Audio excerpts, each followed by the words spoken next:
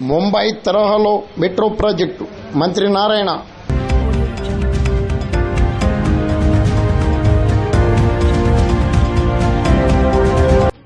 ఆంధ్రప్రదేశ్ పారిశ్రామిక నగరం విశాఖలో భారీ మెట్రో ప్రాజెక్టు చేపట్టేందుకు చర్యలు చేపట్టినట్లు మంత్రి నారాయణ తెలిపారు.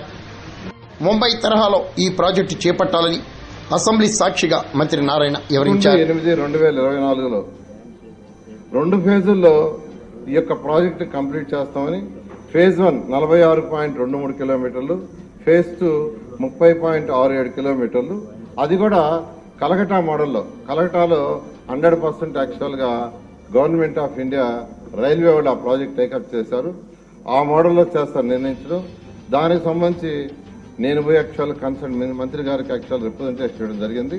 ముఖ్యమంత్రి గారు కూడా ఒక 15 రోజుల క్రితం ప్రైమ్ మినిస్టర్ గారికి లెటర్ రాశారు అధ్యక్ష.